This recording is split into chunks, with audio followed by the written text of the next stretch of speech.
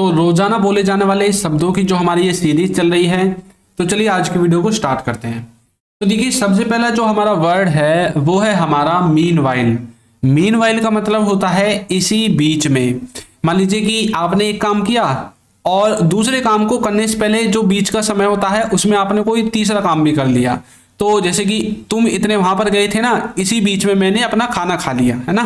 तो मीनवाइल का मतलब होता है इसी बीच में। एग्जांपल्स देखिए, जैसे कि वो आ रहा था, इसी बीच मैंने पापा को उसके बारे में बता दिया। वो आ रहा था, इसी बीच मैंने पापा को उसके बारे में बता दिया। तो ये जो इसी बीच है इसको हम मीनवाइल के द्वारा बनाते हैं। कैसे? ही वॉज कमिंग, वो आ रहा था, मीनवाइल इसी बीच, आई टोल्ड पापा अबाउट दैट, यानी कि मैंने उसके बारे में पापा को बता दिया। एक और देखिए, मैं खाना खा चुका था, इसी बीच वो हमारे घर आ गया। मैं खाना खा चुका था, इसी बीच वो हमारे घर आ गया।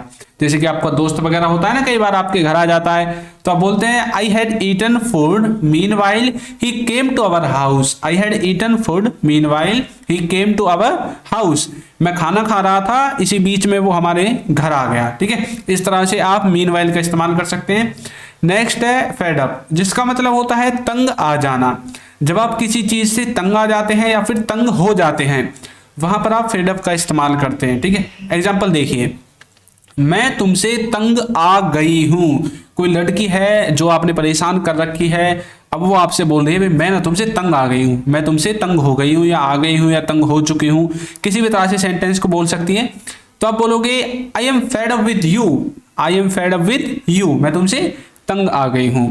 मैं बर्गर खाकर तंग आ गया था, मैं बर्गर खाकर तंग आ गया था, इसका मतलब है कि मैंने इतने बर्गर खाए कि मैं भैया खा खाकर मेरा मन भर गया, अब मैं तंग हो चुका हूं बर्गर खा खा के, अब मेरा मन नहीं है बर्गर खाने का।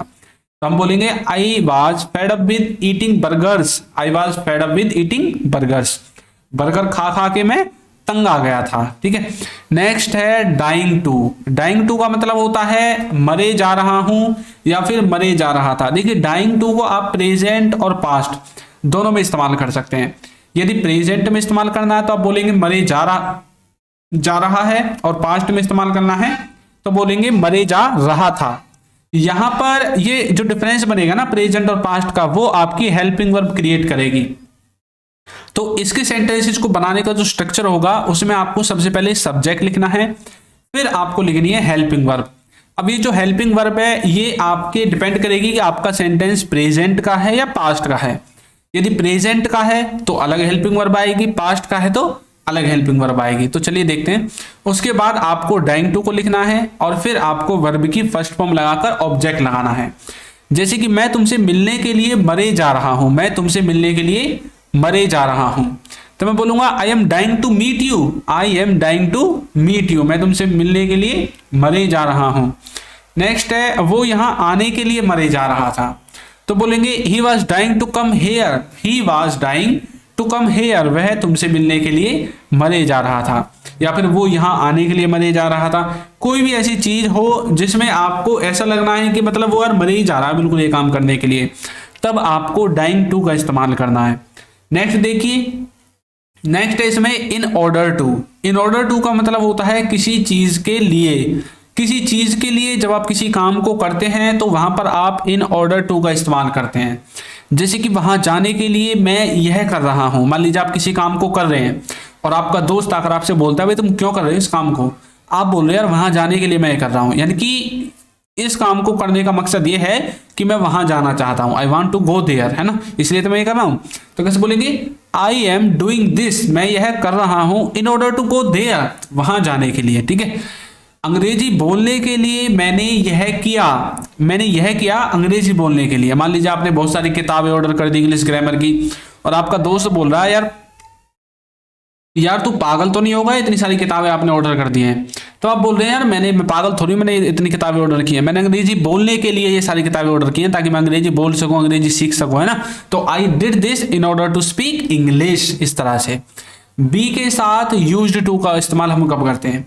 बी के साथ यूज्ड टू का इस्तेमाल हम तब करते हैं जब हमें किसी आदत के बारे में बताना हो कि कोई आदत अभी हमारी प्रेजेंट में है या फिर कोई आदत हमारी पास्ट में थी, वहां पर आप बी के साथ यूज्ड टू का इस्तेमाल करते हैं। अच्छा, ये जो बी है इसके स्थान पर क्या आएगा? ये जो बी है ना, इसके स्थान पर आप प्रेजेंट के लिए इज एम आर का इस्तेमाल करेंगे, पास्ट के लिए वाज वर का इस्तेमाल करेंगे। अब जैसे कि आपको प्रेजेंट में किसी चीज की आदत है तो आपको सब्जेक्ट के अनुसार इज एम आर लगाना है, पास्ट में किसी चीज की आदत थी तो इन सब्जेक्ट के अनुसार आपको वाज वर लगाना है। जैसे कि उसे वहां जाने की आदत है तो बोलेंगे he is used to going there, he is used to going there, इसे वहां पर जाने की आदत है। अच्छा, किसी को मान लीजिए कोई व्यक्ति है जो जिम जाता है, ठीक है, और आप बोल रहे हैं यार इसे ना जिम जाने की आदत है, यानी कि वहां जाने की आदत है, ये बिना जिम के नहीं रह सकता।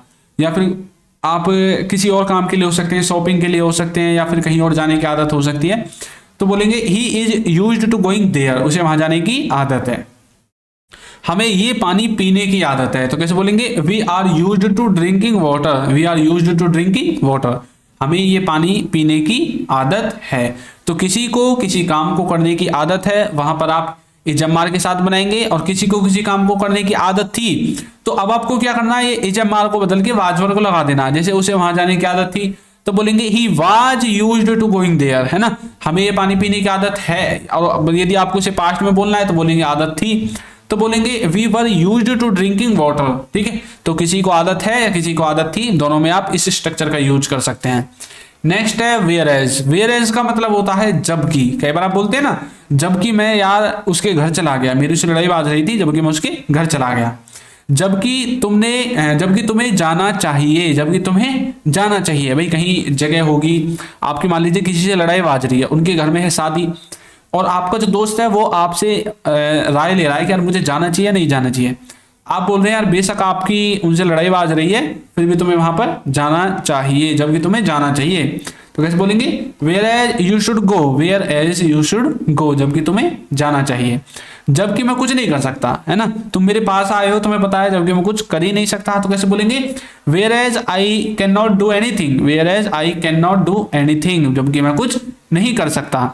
तो इस तरह से वेयर एज का इस्तेमाल आप करेंगे जबकि वाले स्थान पर। नेक्स्ट है हमारा सपोज्ड टू। सपोज्ड टू का मतलब होता है किसी से उम्मीद करना।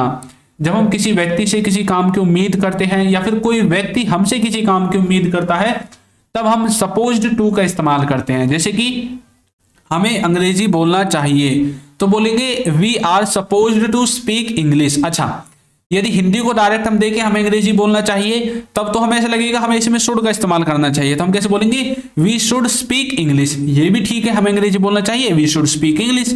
लेकिन जब आप इसकी इंग्लिश को देखेंगे ना, और आपने देखा सपोज्ड टू लिखा हुआ है, इसका मतलब है कि वो व्यक्ति हमसे ऐसी आशा कर रहा है कि हमें अंग्रेजी बोलना चाहिए। अब इसका ये वाला सेंस निकलेगा इंग्लिश को देखकर। कैसे बोलेंगे? वी आर सपोज्ड टू, हमसे ऐसी आशा की जाती है, हमसे ऐसी उम्मीद की जाती है, स्पीक इंग्लिश, की हम क्या बोले? इंग्लिश बोले। Supposed to. अच्छा, सपोज का मतलब क्या होता है? सपोज का मतलब होता है कि किसी चीज को मान लेना, है ना। जैसे आपने मैथ में पढ़ा होगा, suppose x equal to Y, X equal to 0, ऐसा पढ़ा है ना आपने, या फिर लेट अज्यूम, ऐसा भी आप बोलते हैं मैथ में। तो उसी तरह से सपोज यहाँ पर, ठीक है। उसे घर जाना चाहिए, यानी कि हम ऐसी उम्मीद कर रहे हैं, ऐसी आशा कर रहे हैं कि उसे ना घर जाना चाहिए, तो बोलेंगे he is supposed to go home, he is supposed to go home, उसे घर जाना चाहिए। तो इस तरह से आप सपोज्ड टू का इस्तेमाल कर सकते हैं कि जब किसी से कोई उम्मीद की जाती है कि किसी को कोई काम करना चाहिए। नेक्स्ट है बाउंड टू। बाउंड टू का मतलब होता है कि कोई व्यक्ति किसी चीज के कारण मजबूरी में है, बंधा हुआ है। बाउंड का मतलब होता है बंधा हुआ है, घिरा हुआ है। कोई मजबूरी में किसी काम को करता है, या फिर किसी ने मजबूरी में कोई काम किया, या मजबूरी में किसी काम को करेगा, यानी कि वो मजबूर है उस काम को करने के लिए। इसका मोटा मोटा मीनिंग ये है, ठीक है, बाउंड टू का। एग्जाम्पल में, मैं तुम्हें पीटने के लिए मजबूर हूं, मतलब मैं तुम्हें पीटना नहीं चाहता लेकिन फिर भी मैं मजबूर हूं क्योंकि मैंने तुम्हारी सुपारी ले ली है ना। अब मैं अपने उसूलों के खिलाफ जा नहीं सकता, पैसे भी ले लिया, तो तुम्हें पीटना ही पड़ेगा। तो आप कैसे बोल सकते हैं? आप बोलोगे I am bound to beat you, I am bound to beat you, मैं तुम्हें पीटने के लिए मजबूर हूं, ये मेरी मजबूरी है कि मैं तुम्हें पीटना चाहता हूं और मैं तुम्हें पीटूंगा अभी। वो यहां आने के लिए मजबूर था, तो कैसे बोलेंगे? He was bound to come here, he was bound to come here, वो यहां आने के लिए मजबूर था। He was bound to come here. तो इस तरह से आप बाउंड टू का इस्तेमाल कर सकते हैं। कि कोई मजबूर है किसी काम को करने के लिए या फिर मजबूरी में कोई किसी काम को करता है। ठीक है, नेक्स्ट वर्ड है लीड टू। लीड टू का मतलब होता है कहीं ले जाना, किसी चीज को, किसी व्यक्ति को कहीं पर ले जाना, या फिर जब कोई चीज हमें किसी रास्ते की तरफ लेकर जाती है। अच्छा, मान लीजिए कि आप कोई गलत काम करेंगे, तो आप जो गलत काम करेंगे वो गलत काम आपको किस रास्ते पर ले जा रहा है? बुराई के रास्ते पर ले जा रहा है ना। आप किसी के साथ गलत कर देते हैं तो वो भी बुराई के रास्ते पर ले जा रहा है। आप कोई गलत काम करते हैं या फिर अच्छा काम करते हैं तो वो आपके जीवन को किसी मोड़ पर लेकर जाता है, आपको लीड करता है कहीं पर ले जाने के लिए। अब जैसे कि यह सब करने से बीमार हो जाओगे। मान लीजिए आपके घर में छोटे छोटे बच्चे हैं, और बच्चे क्या करते हैं, कभी मट्टी को मुंह में देते हैं, कभी किसी चीज को डायरेक्ट उठा के मुंह में डाल देते हैं, या फिर और कुछ नहीं होता तो पानी की जो टंकी होती है, जहाँ टूटी होती है, जहाँ से पानी आता है, हाथ पैर धोते हैं, वहां से जाकर उसको चालू कर देते हैं, उसमें भीजते रहते हैं ना। तो अब आप बच्चों को समझा रहे हैं आप ये सब करोगे तो बीमार हो जाओगे। इसका मतलब क्या है कि ये सब जो आप कर रहे हैं ना, ये सब करना आपको बीमारी की तरफ लेकर जाता है। तो कैसे बोलेंगे? Doing all this leads us to disease. Disease का मतलब होता है बीमारियां। ठीक है, बीमारी की तरफ ले जाना। डूइंग ऑल दिस, यह सब करना, लीड्स अस, हमें लीड करता है, ले जाता है, टू डिजीज, बीमारियों की तरफ। ठीक है, यह सब करना हमें कमजोर बना देता है। यानी कि आप कोई गलत काम कर रहे हैं, या फिर खाना वगैरह नहीं खा रहे हैं, या फिर बहुत ज्यादा जो है भूखा रहते हैं और हेल्थी फूड नहीं खाते, चाउमीन बर्गर वगैरह खाते हैं, तो आपको बोलते हैं ना कई बार इन सबको मत खाया करो, ये हमें कमजोर बना देता है। यानी कि ये सब जो चीजें हैं हमें कमजोरी की तरफ लेकर जाती हैं। तो कैसे बोलेंगे? Doing all this leads us to weakness. Doing all this leads us to weakness, ये सब करना हमें कमजोरी की तरफ लेकर जाता है। तो इस तरह से आप लीड टू का इस्तेमाल कर सकते हैं, कहीं ले जाना। नेक्स्ट है हाउ टू। हाउ टू का मतलब होता है कैसे करें। कैसे करें, कई बार आप बोलते हैं ना इसे कैसे करें, वहां कैसे जाएं, है ना। तो इसमें आपको सबसे पहले हाउ टू लिखना है, फिर आपको अपनी वर्ब लिखनी है, और फिर आपको अदर वर्ड्स लिखने हैं। जैसे कि वह कैसे करें, कैसे करें वह, कैसे बोलेंगे? How to do that. How to do that, उसे कैसे करें। अंग्रेजी बोलना कैसे सीखें, तो बोलेंगे how to learn English. How to learn English, अंग्रेजी बोलना कैसे सीखें। हाउ टू लर्न इंग्लिश, तो कैसे करें, हाउ टू के द्वारा बनेगा। तो चलिए अब आपकी प्रैक्टिस के लिए एक सेंटेंस देते हैं। वो अंग्रेजी सीखने के लिए मरा जा रहा है। वो अंग्रेजी सीखने के लिए मरा जा रहा है। इसको आपको कमेंट करके बताना है कि इसकी सही इंग्लिश क्या होगी। तो आपको ये वीडियो कैसी लगी है हमें जरूर बताइएगा, और यदि अभी तक आपने हमारे इस चैनल को सब्सक्राइब नहीं किया है तो चैनल को सब्सक्राइब कर दीजिए, वीडियो को लाइक कर दीजिए, और एक अच्छा सा कमेंट करना बिल्कुल भी ना भूलें। Thank you.